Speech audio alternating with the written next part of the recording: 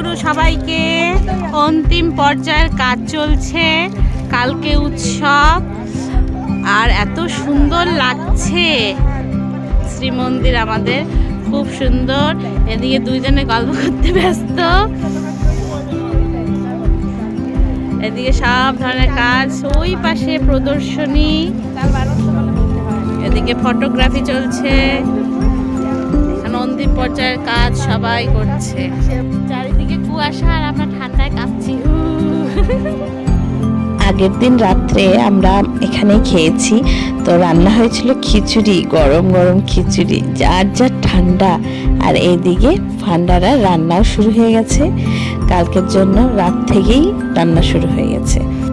উৎসবের দিনের ভিডিও আমি তোমাদের নেক্সট ভিডিওতে শেয়ার করব। আজকের জন্য এইটুকুই, tata, bye bye, take care.